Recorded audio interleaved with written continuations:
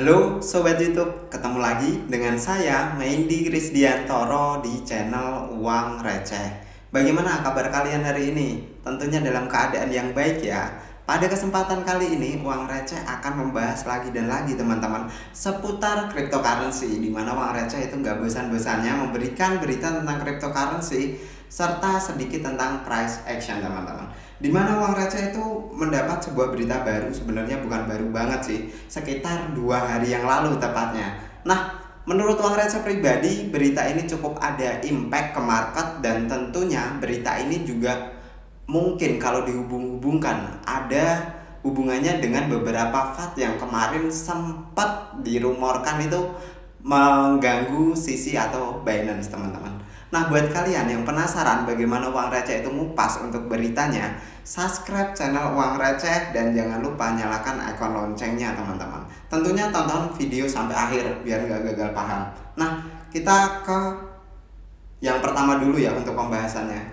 Nah, teman-teman, di sini kita sama-sama tahu sampai hari ini Binance itu masih menduduki top tier untuk platform cryptocurrency sebagai sebuah exchange. Nah, di mana transaksinya atau trading volume dari Binance setiap hari itu sekitar 9 billion US dollar teman-teman. Nah, pesaingnya di nomor 2 itu ada Coinbase Exchange dengan trading volume 1,2 billion US dollar. Nomor 3 ada Kraken 600 million US dollar, ada KuCoin, ada OKX teman-teman. Nah, kalau kita lihat dari trading volume, misal kita bandingin nih antara Binance sama Coinbase aja yang nomor 1 dan nomor 2, ini terpaut jumlah yang sangat besar sekali teman-teman. Dimana Binance itu menduduki 9,3 billion US dollar, sedangkan untuk exchanger yang lain itu berada di 1,3 maksimal untuk billion US dollar. Artinya ada 1:9 untuk perbandingannya teman-teman. Di sini kita sudah sama-sama tahu bahwa Binance begitu strong sebagai puncak dari semua platform exchanger. Nah, ini belum ditambah lagi sama yang namanya Binance US teman-teman. Kita coba cek untuk Binance US sendiri itu menempati nomor 10 dengan trading volume senilai 600 million US dollar. Artinya hampir 10 billion US dollar itu Binance yang pegang. Dan itu jumlah yang sangat-sangat fantastis. Perbandingannya bisa 1:10.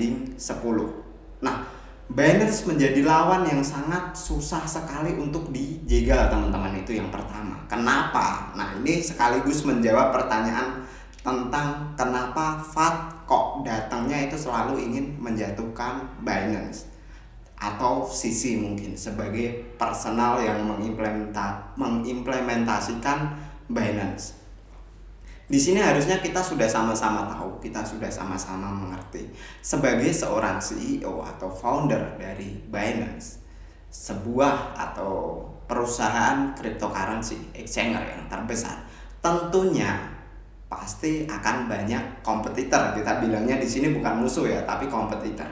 Nah, bisa jadi kompetitor itu ada yang namanya kompetitor bermain dengan wajar, dengan fair, tanpa melakukan apapun. Tapi ada yang namanya kalau kita kompetitor di dalam dunia bisnis itu bisa saling menjatuhkan satu sama lain, entah dengan berita FAT ataukah entah dengan berita lain teman-teman. Mungkin yang akan berimpact atau mengganggu market secara trust kepada Binance, kurang lebih seperti itu. Nah, ada kabar bahwa ini hanya mereka-reka ya teman-teman, bisa dibilang konspirasi saja. Binance kemarin kena FAT atau CC tepatnya itu kena FAT red notice dari Interpol. Di sini kita sama-sama tahu itu klarifikasi dari pihak CC adalah sebuah editan Photoshop. Terus kalau kita sebagai seorang pengamat nih dunia kripto, pasti kita berpikir terus lantas tujuannya apa? Dan kira-kira siapa yang membuat surat itu? Selain tujuannya apa, siapa yang membuatnya? Nah, adakah kita hubungkan lagi? Adakah hal tersebut salah satu tujuannya untuk menjatuhkan atau mengurangi rasa trust user ke Binance. Bisa jadi karena kita lihat dari trading volumenya begitu masif untuk Binance ini sendiri. Nah, di luar itu kita sama-sama mungkin kita menduga bahwa hal itu mungkin adalah ulah dari kompetitor yang tidak ingin Binance selalu berada di puncak, teman-teman. Mereka ingin Binance enggak-enggaknya kehilangan lah setengah usernya atau 10% lah setengah usernya agar terjadi market share di sini. Yang lain bisa ikut bertumbuh juga. Nah, di dalam sebuah industri sebenarnya ini adalah sesuatu yang bisa dibilang sehat sebenarnya. Sedangkan kalau Binance secara dominan mengontrol market dengan seperti ini, dengan market cap seperti ini, artinya Binance secara dominan itu mengontrol market. Jika suatu saat worst case skenario-nya Binance kenapa-napa nih, amit-amit ya, kenapa-napa, entah tersandung masalah apa sehingga akhirnya suatu saat Binance tidak eksis. Nah, Uang Receh yakin industri cryptocurrency bisa jadi berkurang 60-70% secara market share. Orang-orang mungkin di saat seperti itu orang-orang tidak akan percaya yang namanya cryptocurrency. Karena apa? Binance yang paling besar saja, yang punya market cap paling besar saja bisa saja jatuh. Apalagi yang kecil-kecil. Paling orang kebanyakan akan berpikir seperti itu, teman-teman. Nah, sebenarnya Uang Receh setuju di satu sisi setuju bahwa kalau harusnya itu memang terjadi yang namanya market share, tidak dimonopoli oleh sebuah institusi. Karena apa? Kita sama-sama tahu kita bermain kripto karena kripto itu desentral, bukan centralized. Kalau dimonopoli oleh satu sisi namanya centralized. Dia yang akan menentukan kebijakan, dia yang akan memonopoli, dia yang akan, dan dia yang akan. Kalau market share-nya sedikit imbang nih, misal Binance jadi 7, terus Coinbase jadi 5, Kraken jadi sekian, OKX, Get.io dan yang lain sebagainya mengimbangi lah seenggak-enggaknya. Itu akan lebih bagus kalau menurut Uang Receh. Artinya jika suatu saat sebuah platform dengan market cap yang paling besar itu jatuh, nomor 2, nomor 3, nomor 4-nya, kita masih ada rasa trust di situ. Nah, kita lanjut ke berita kedua. Untuk pertamanya konspirasinya sudah ya teman-teman. Nah, ini ada berita dari Trio of Canadian Crypto Exchange. Nah, ini berita 2 hari yang lalu sebenarnya. Trio of Canadian Crypto Exchange confirm plans to merge. Nah, di sini ada kabar bagus kalau menurut Uang Receh ya. Ada 3 perusahaan kripto di Kanada sana. Itu berencana atau sedang intensif untuk melakukan pembicaraan menggabungkan perusahaannya. Nah, hal ini di-share oleh Kevin O'Leary. Kevin O'Leary itu siapa? Kita sama-sama tahu Kevin O'Leary sebenarnya orang yang cukup berpengaruh di industri kripto ini. Dia adalah salah satu strategic investor di WonderFi. Nah, kita bedah coba teman-teman. 3 crypto exchange ini, jika mereka itu fusion lah istilahnya dalam Dragon Ball, mereka itu bergabung menjadi satu. 3 crypto exchange ini punya 1,65 million user. Cukup besar. Dan dia punya aset sekitar 600 million US dollar under custody-nya. Artinya di sini akan mungkin nih, baru mungkin akan ada saingan Binance, yaitu kalau 3 crypto exchange ini merge.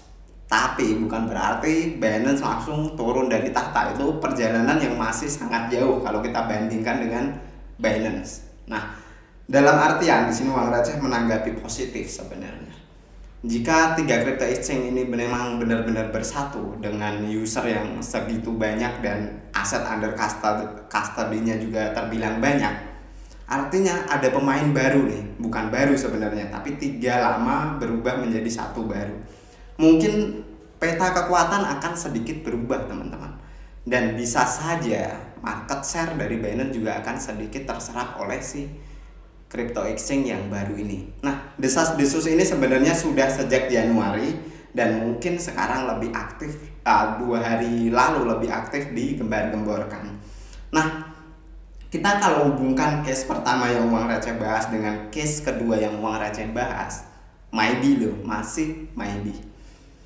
Ini bisa jadi adalah salah satu FAT yang kemarin datang ke Binance, bisa datang dari crypto exchange yang lain atau kompetitor. Nah, itu yang menguatkannya. Entah kompetitor yang mana, kita sama-sama nggak tahu. Nah, kita bahas untuk konspirasinya selesai, kita langsung ke salah satu hal yang menurut uang receh cukup menarik teman-teman. Price action dari Bitcoin. Nah, di sini uang receh pakai time frame hourly ya teman-teman. Sama-sama kita tahu sudah sejak tanggal 18 sampai tanggal 5 sekarang. Kurang lebih 23 hari ya, hampir mau mendekati 1 bulan. Kita sama-sama melihat Bitcoin sideways saja. Nah, Bitcoin dipaksa turun enggak, dipaksa naik juga selalu dihantam teman-teman.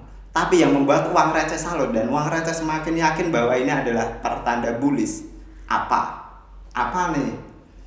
Uang receh kembali tanya ke diri uang receh research, ternyata yang semakin membuat uang receh itu yakin ini adalah sebuah potensi bull yang mungkin adalah awal dari potensi bull yang ada, adalah karena banyaknya FAT negatif tapi Bitcoin stay in the price 28k US dollar. Nah, cukup banyak FAT teman-teman yang datang selama ini, tapi Bitcoin bertahan di angka 28.000 US dollar. Itu salah satu kalau kita analogikan ke main logika nih teman-teman. Barang tersebut ada jumlahnya, misal pisang lah. Seorang penjual pisang, kita sama-sama tahu banyak orang itu yang bilang pisangnya dia jelek, pisangnya dia busuk, pisangnya dia hasil mencuri, pisang pokoknya berita jelek. Tapi penjual pisang ini setiap hari bisa jualan 20 juta dalam bentuk pisang teman-teman. Lantas kita sebagai seorang market, pasti kita ngerasa dong, kita mikir dong, apa sih istimewanya dari pisang bapak ini? Nah, uang receh juga hantamkan itu ke Bitcoin. FAT banyak banget, mulai dari Coinbase, mulai dari perbankan yang menyangkut cryptocurrency, mulai dari FTX yang lain sebagainya. Binance lah berkali-kali kena FAT, terus BUSD, stablecoin kena FAT yang lain sebagainya. Bitcoin stay di angka 28.000. Sudah 25 hari, bukan waktu yang sebentar teman-teman. Hampir 1 bulan kita sideways di angka 28.000. Artinya apa? Use case-nya orang-orang udah mulai tuh kenal yang namanya Bitcoin. Orang-orang sudah mulai beli Bitcoin sebagai safe haven, aset yang suatu saat akan bisa diandalkan, mungkin mengalahkan inflasi kalau secara returnnya. Nah, di sini uang receh juga seperti itu teman-teman. Nah, kita coba singkat ke price action. Di candle hourly kita sama-sama tahu Bitcoin sempat 3 kali itu berada atau di posisi untuk memantulkan supportnya teman-teman.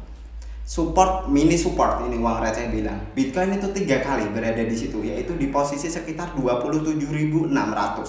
Kalau kita cari, kita mulai tanggal sekitar berapa ini sekitar tanggal 26 Maret teman-teman, kita hubungkan itu terbentuk yang namanya mungkin ascending channel dalam versi mininya. After itu dia break dan dia dibawa turun sebentar. Nah, disinilah mulai ada yang namanya mini support di posisi 27.600 sampai 700. Nah, setelah di posisi ini buyers mencoba mempertahankan harga Bitcoin di sini teman-teman, 27.600. Dia naik sebentar ke posisi 28.500, 400. Dia dibawa turun lagi dan ke posisi yang sama 27.600, 27.700 teman-teman.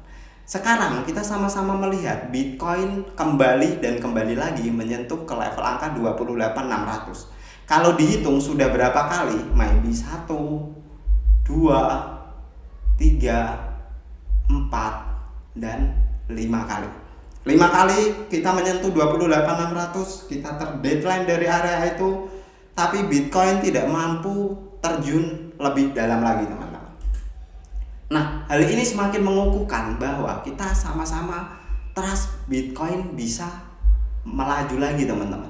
Artinya proses sideways yang sekarang ini kita alami itu merupakan sideways dari proses akumulasi teman-teman, bukan sideways dari proses distribusi. Kita cukup percaya seperti itu. Tapi sekali lagi, sebelum nanti kalian dengar video uang receh habis itu memutuskan untuk buy, do your own research terlebih dahulu. Ini bukan saran atau ajakan untuk membeli sebuah aset cryptocurrency atau financial advice yang lain. Nah, di sini dalam jangka pendek di candle 4 hour uang receh mencium bau bukan hanya double bottom yang terlihat, tapi triple bottom kalau dari sini teman-teman. Tapi kan triple bottom mungkin nggak ada ya, kita adanya double bottom atau W pattern. Artinya ini adalah proses penguatan selanjutnya. Nah, harapan besar uang receh terhadap Bitcoin di pergerakan yang short time-nya itu mampu menyentuh ke level 30.000. After 30.000 kira-kira ke level sini teman-teman. After ke level ini mungkin Bitcoin bisa turun dulu, nggak masalah, karena itu adalah level resisten di bulan Mei atau Juni tahun 2022 dan Bitcoin kembali untuk menembus ke level atasnya lagi. Nah, ada potensiali besar sebenarnya Bitcoin untuk ngejar ke level psikologis 30.000 dan meneruskan ke 31.200 atau 31.700 teman-teman. Berdasarkan pergerakan candle sebelumnya. Nah, kita sama-sama melihat sentimen sebenarnya cukup positif, apalagi kita lihat dari track record untuk bulan April, rata-rata Bitcoin juga bullish di bulan April, dan April ini hampir tidak ada kalender yang cukup bisa mempengaruhi mungkin untuk pergerakan Bitcoin, kecuali non-fan payroll mungkin hari Jumat yang bisa agak sedikit kita pantau, dan uang receh masih cukup positif bahwa non-fan payroll sendiri nanti datanya akan cukup memberikan impact yang bagus terhadap pergerakan Bitcoin teman-teman. Nah, saya rasa uang receh pada kesempatan kali ini cukup sekian untuk pembahasan uang receh. Jika banyak hal yang tidak bermanfaat, silahkan bisa di skip aja. Tapi buat kalian misal ada sesuatu yang bermanfaat dari channel ini, uang receh minta tolong dibantu subscribe, dibantu like, dan informasikan ke teman kalian. Thank you for watching this video. See you on the next video.